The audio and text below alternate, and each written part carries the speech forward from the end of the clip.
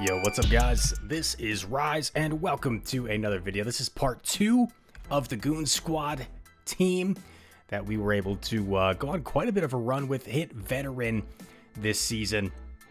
And you're going to see me hitting Veteran in this video. I know this is a little bit out of order from hitting Expert. Once again, wanted to get that Expert video out the day I hit it. So that's why you saw me hitting Expert a few days ago, and then now you're seeing me hit Veteran in the future. But this team, man, has been really fun for me. Obstagoon is just such a good core breaker, and the support cast of Lantern and Altaria has seemed to fit it quite well. One thing I didn't mention in part 1 is Azumarill lead is super tough for this team. It's very difficult to beat an Azumarill lead. I think I've only beaten one Azu lead out of maybe like 4 or 5 that I have seen. But when you're able to align it with Lantern by winning switch advantage in the lead, that's when things are much better for this line. So that's the case. What happened here, we are able to get some extra energy because Lantern has such a dominant matchup. And look at this, game number 1 starting with a bang. Catch the Earthquake on Altaria. Farm down the Gliscor. And the opponent has had enough. They surrender before they revealed their third Pokemon. Nice catch there to start off the video. And we've got many more cool battles to go. Let me know in the comments section, what's been your favorite team that you've run so far this season, whether that's the Open Great League or the Ultra League. Let me know the league and your favorite team that you've been running so far this season. We get a positive lead here against Dunsparce. Opponent swaps in Sableye. Here is where things get annoying with Obstagoon. Obstagoon is a very solid answer to Sableye. However, it's very evident that this player's team is weak, very weak to Obstagoon. So I actually decided to preserve it and catch on my Altaria. Now, is this the best play in the world? Probably not. But we do want to maintain switch advantage. Dunsparce would do pretty well against Lantern. So we're actually going to shield once, farm down, and at least Altaria will be able to do a lot of chip damage with Dragon Breath and Sky Attacks here. We're already closing in on double Sky Attack thanks to farming down. Our opponent does another rollout, which allows us to get off a second Sky Attack here, which is really good for us. We get a shield in return. That's terrific. And rollout is just such a bad move, man, that our opponent is forced to throw. This is Beiruzma. He's like an amazing battler from Japan, I believe. Gonna throw the cross chop here. Excuse me, I'm losing my voice. I'm recording a lot of videos ahead of the weekend, and it's catching up with me. And yeah, his entire team was just super weak to Obstagoon. Dunsparce double ghost. So there are some teams, man, that just are not prepared for Obstagoon. However, you got to be careful because, for example, I played its Axon, and his team was Sableye, Registeel, Walrein, and he was able to play the Sableye matchup against Goon so well that he ended up getting both of my shields because he baited me twice with Foul Play, and then I think landed a return to the point where, like, Sableye almost beat Obstagoon. So people will play a little bit more risky. And here is an Azumarill lead. So if you're wondering what to do for an Azumarill lead, oh man, there's not a whole lot you can do. We're going to safe swap Altaria because at least Altaria does resist this bubble damage. We're going to land the Sky Attack. You can pray that they're not running Ice Beam because that's slightly less bad for Altaria.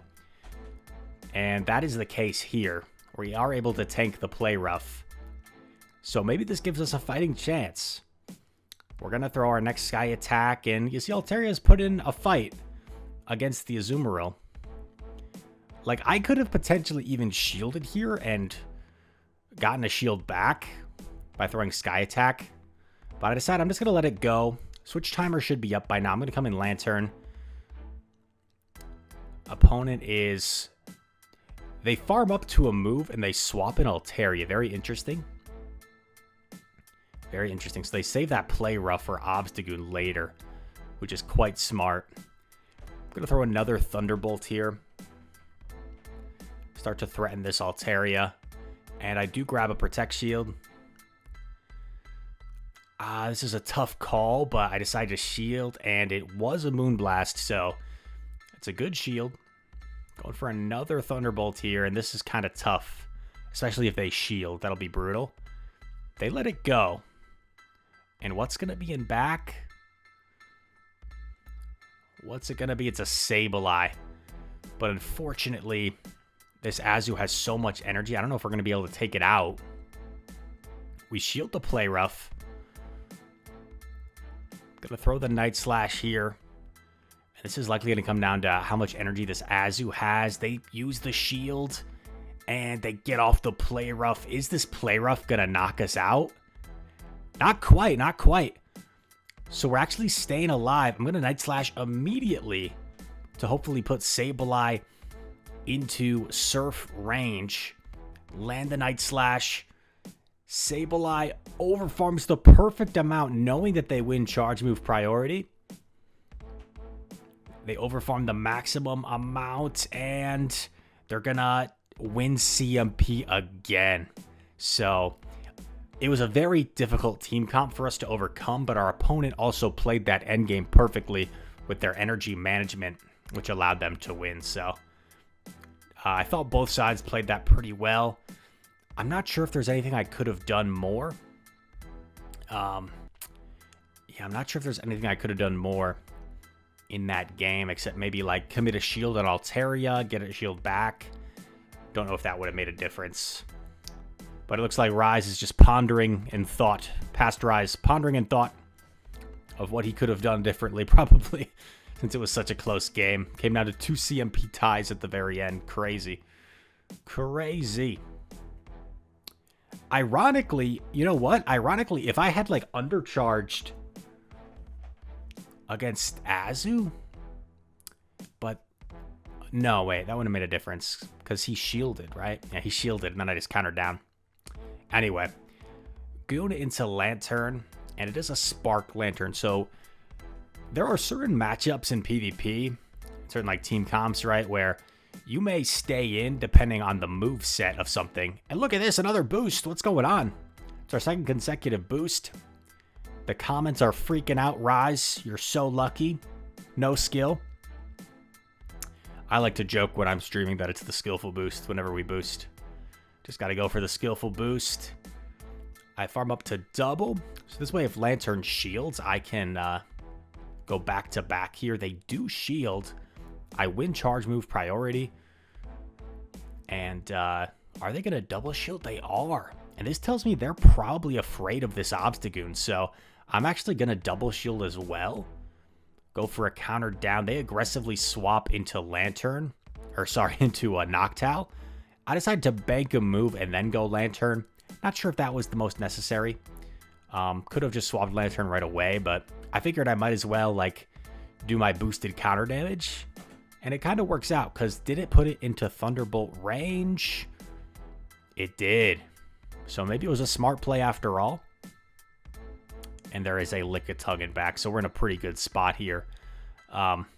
Even if he like catches a move, Altaria versus Lickitung is a very close matchup. And we still have our Obstagoon, which even with that little chunk of health, I don't think Lickitung can lick down Obstagoon. Just because those licks are going to do 1 damage each. Triple resisted licks. We come in Altaria, and our opponent realizes it's over. Just playing it out, hoping it was like, I don't know.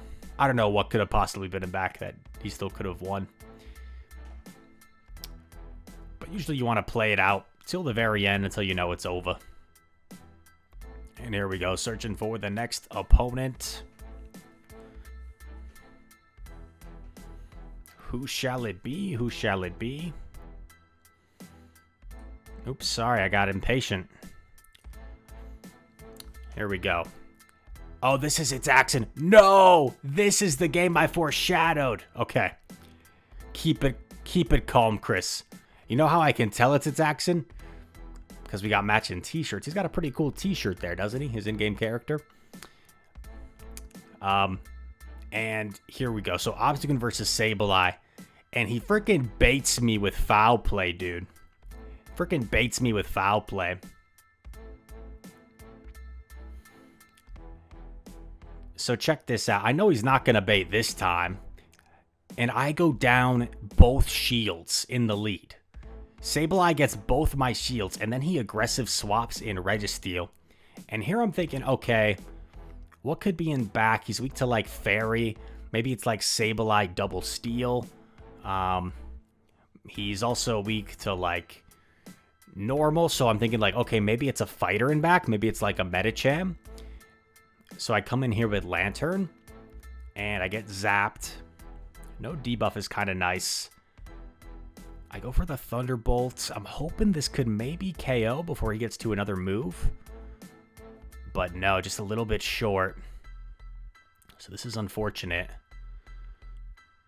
He's going to knock me out with the Focus Blast. I come in with Goon. And it's a Wall Rain. And this thing is so scary, dude. This thing is so scary. This is not good at all. I think he waited a turn to make sure I couldn't catch there. And the Spear is going to knock me out. And the Altaria has nowhere to go. So that was such a frustrating game because our lead on paper, right? It's like, Rise, how did you lose? Your Obstagoon beat the whole team. Well, by baiting with Sableye, he actually got both my shields. And my Altaria had absolutely nowhere to go in the back. So he kind of neutralized what should be a good matchup for me by baiting. And then my Altaria just had zero play. So but that being said, there were two critical decisions in that game where I could have won. The first being if I had called the bait against the Sableye. That was a critical decision of the game. And then also, if I had read that Altaria was going to be weak to whatever was in back, I could have gone in with Altaria against the Registeel and then saved Lantern for whatever was in back. So two big decisions there that definitely made the difference in that game, and just credit to Itzaxon. There's a reason he's the North American International Champion. Just totally outplayed me there. It made the right calls. Two big calls, and he made the right ones. Good lead for us against Mr. Galarian Stunfisk. Gonna go for Cross Chop right away. As we all know, it's 8 Mud Shots to Earthquake, so I'm just making sure I keep track of G-Fisk's energy. He throws right at 8. I'm gonna respect it with a shield. And he baits me with Rock Slide, because everyone baits Rise. It's kind of rude at this point. Gonna throw Night Slash here on CMP of what should be another Earthquake potentially. He shields. And I'm like, if he's staying in this matchup, right? This tells me he's double weak to Obstagoon most likely. So I'm going to counter down. What's going to come in? It's a Noctowl. And I actually am staying in, so maybe I'm content just inflicting as much damage here as possible. I would think I would have swapped out by now, but let's see what I do. No, I guess I'm just staying in. Interesting. Interesting. I guess I'm hoping my back two can just tag team whatever could be in back.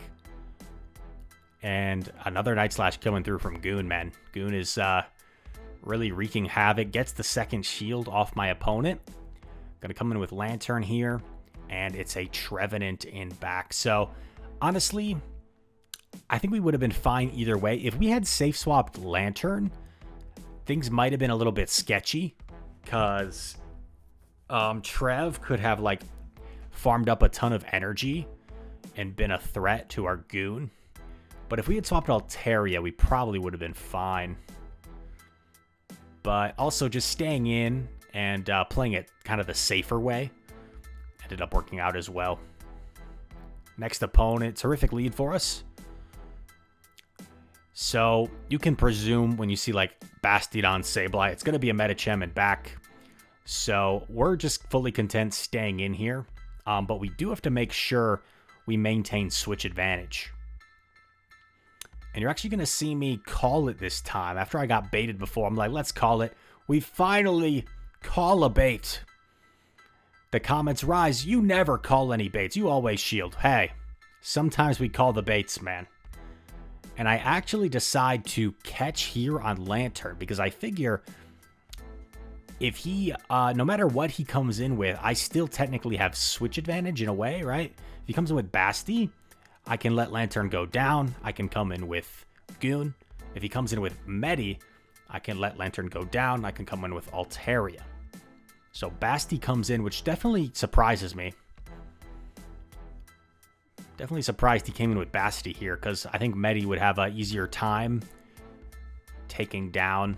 I guess he feels like his Basti's dead weight, since I can line up my Obstagoon here. That's the only thing I can think of. Gonna make sure I wait out my switch clock. I think I'm still switch locked for a bit. No, I'm free. And now all shields still in play. This is great for Altaria. I'm going to no-shield the first one just in case he's running Power-Up Punch. And we're in a pretty good spot here. 2 shields in air. I don't think there's any way Medi can beat us. Because he needs to essentially get to 4 Ice Punches, right? He needs to land 2 and get both of my shields. So we're in a pretty comfortable position. Another Sky Attack coming through should get that last Protect Shield. And at this point, I think I actually am content letting it go. He actually tries to, like combo play. And I just decide to shield this. And knowing my Obstagoon should win CMP against Medicham, I simply just double up on Night Slash. And the Medi was in Night Slash range. Our opponent top lefts. And that is a G to the G trainer. G to the G trainer. Next battle, here we go. We got like 3 more or so. And I think I missed the veteran moment, but it was one of those last battles that put us over the edge to veteran. As soon as I go forward, it's going to be too late, yeah. Scaffo, young battler from Italy, very talented player. Tough lead. We're going to safe swap Lantern. Going to go for the Surf here, and it seems like for whatever reason, I guess just for whatever coverage works for Medicham, when I safe swap Lantern into Medicham, oftentimes they just stay in, at least for a while. I shield the Psychic, in comes a Lowland Shadow Sandslash. What the heck? You don't see this guy too often. It's a CMP tie here on what could be a Bulldoze. I don't think I live. I don't know that for sure. We always talk about how Bulldoze is such a bad move. However, from a Shadow, I feel like it might have KO'd. I do a nice little undercharge here, which gives me 4 Sparks to farm down. So I am down both shields, but at least I took back switch advantage.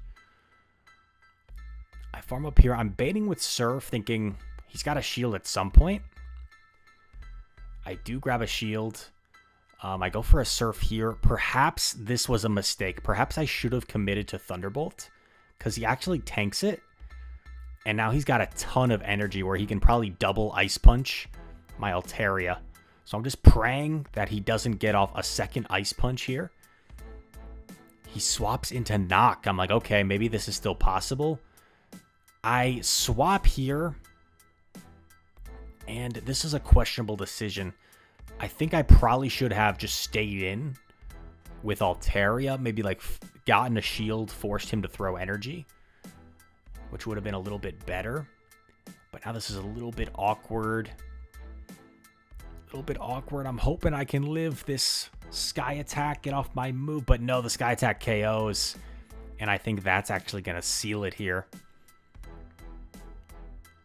because he can simply shield and get off a move, and that's going to put us really low to the point where his fast moves will take us out before our fast moves take him out. So very well played by Scaffo. Definitely a tough lead for us, but he managed to counter swap quite well to make sure he maintained switch, and as long as he did that, he was in a pretty good spot. Pretty cool team also. Medi, A/Knock. Kind of a wild team. And here we are searching for the next opponent. Who shall it be? Philbeg. So Philbeg is two-time Go Battle League Arena champion. If you don't know the Go Battle League Arena, my buddy Speediest Chief, who's also a Play Pokemon commentator, really nice guy.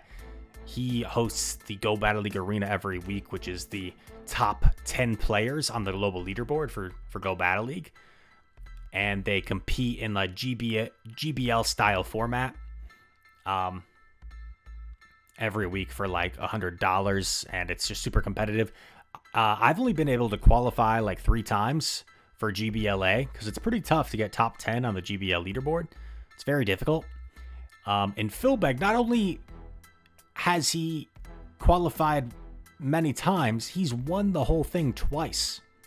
And not only did he win it twice, he won it in back-to-back weeks. So just an insanely talented battler. And in this battle here, you saw me make a critical mistake. You saw me make a critical mistake right there. I shielded my Altaria against the Obstagoon, and there ends up being a Bastiodon in the back.